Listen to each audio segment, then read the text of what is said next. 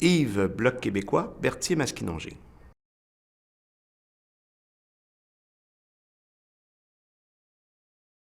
Pourquoi je me suis porté candidat aux élections? En fait, c'est une série de circonstances. Moi, j'étais un militant politique de longue date. J'ai été enseignant au secondaire pendant 25 ans et j'adorais mon métier. Donc, ce n'était pas une raison d'être malheureux dans le travail que je faisais, plutôt une raison de conviction pour protéger les intérêts du Québec, pour faire la promotion de l'indépendance politique du Québec. J'étais un militant de longue date au Parti québécois, qui est un parti au niveau du Québec.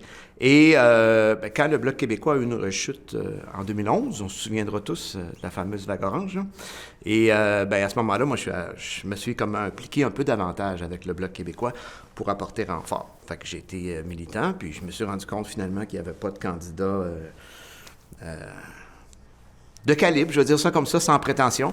Et, et je me suis présenté à ce moment-là pour porter les couleurs. La première fois, pas pour gagner nécessairement, parce que le contexte était très difficile. Je me présentais aussi contre une vedette. Alors, le défi était assez grand. Et la première fois, ça n'a pas fonctionné. En 2015, il y a eu une campagne où je n'ai pas été élu. Mais j'ai récidivé en 2019 avec succès cette fois-ci.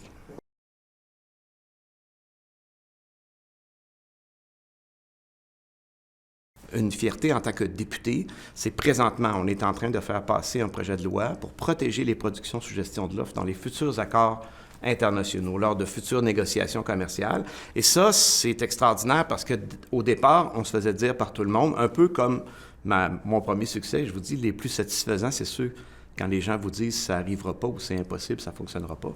Tout le monde nous disait ça va être bon pour vous politiquement, vous allez faire des points avec ça, mais ça ne passera jamais.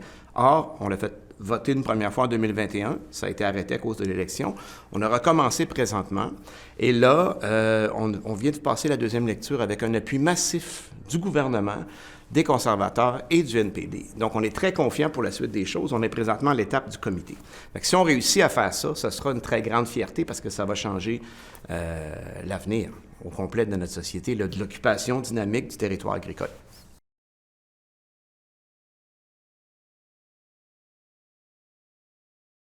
Ah, ben écoute, la passion des gens, la passion de faire une différence, la passion d'aider, parce que le travail du député, on voit beaucoup à la télévision, les périodes de questions, les trucs comme ça, mais ce n'est qu'une infime partie de ce que ça représente. La grosse partie du travail du député, c'est aider ses concitoyens, c'est recevoir les gens au bureau de comté, puis régler les problèmes des gens, les supporter. Et c'est pour ça que c'est important d'avoir une très bonne équipe, parce qu'on ne peut pas faire tout seul, mais c'est ça, dans le fond, c'est de faire une différence pour les gens. Puis je pense qu'il faut ça. Ça prend de la passion parce que c'est un peu... en fait, c'est très exigeant comme horaire. Si on veut faire le travail correctement, bien sûr, il y a différentes façons de faire un travail, mais si on ne se satisfait pas de faire les choses à moitié ou en survol, c'est un travail qui est extrêmement exigeant. Donc, ça prend une passion. Donc, c'est pour ça.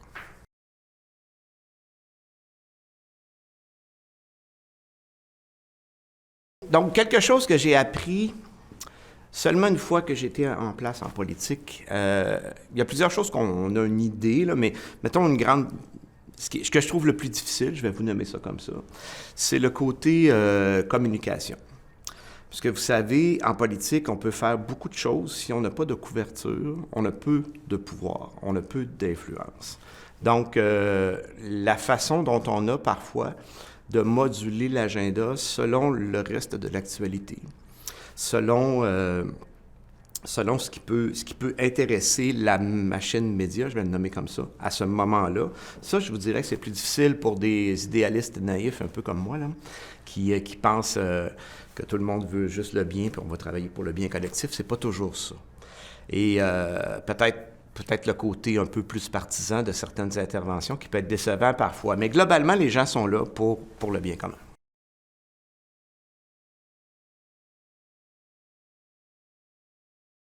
Plein de fois. Je vais vous parler encore de mon projet de loi sur la gestion de l'offre, où j'ai une très belle collaboration avec la ministre Bibeau, qui, elle, je pense, a fait un beau travail aussi de son côté à l'intérieur de son parti pour que ce projet de loi-là soit appuyé, soit mis de l'avant. Donc, constamment, je fais ça. Le comité permanent de l'agriculture agroalimentaire est reconnu d'ailleurs pour son côté transpartisan, où les gens sont là dans l'intérêt du monde agricole et agroalimentaire. Ils ne veulent pas nécessairement faire avancer les intérêts de leur parti, mais veulent améliorer les choses pour le monde qui nous nourrit.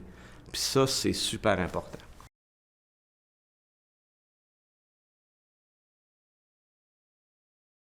Ah mon Dieu, c'est une grande question.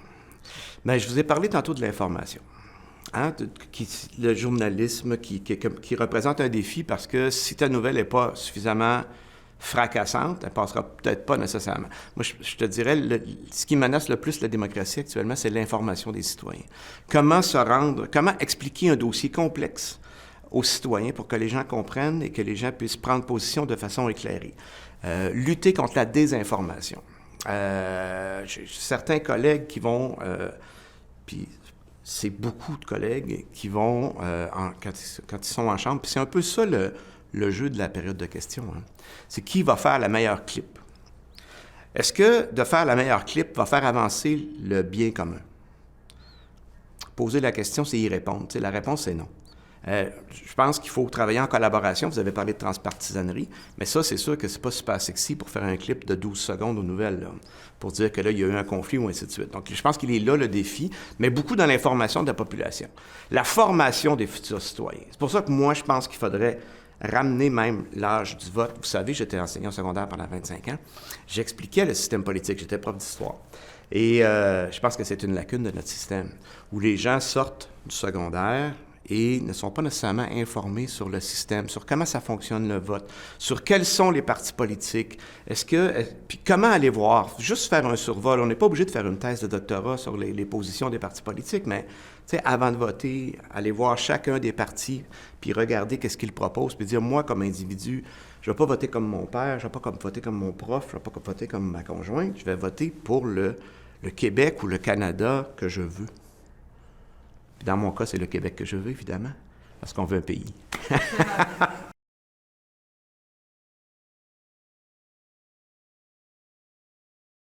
Écoutez, il faut avoir de l'espoir.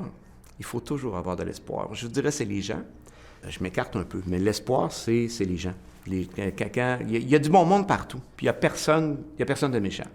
Tout le monde a, dans sa conviction profonde, l'idée d'amener quelque chose de positif à la société, puis je pense que c'est ça qui est important. Puis, on est dans une belle démocratie quand même, où on peut exprimer des opinions divergentes sans violence, hein, dans le respect. Puis je pense que ça, c'est une belle force.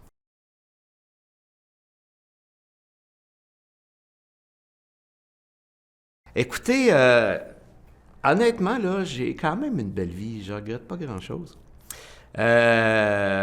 L'idée, c'est de foncer, puis d'avoir des buts. Puis c'est pas... Puis je m'adresse là aux gens qui ont 16 ans, là.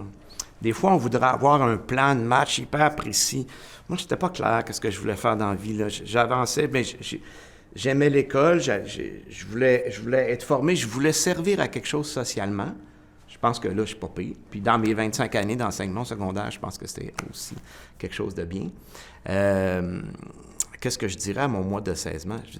Je dirais, écoute, continue, fonce, ça va bien ton affaire, fais-toi confiance. Voilà.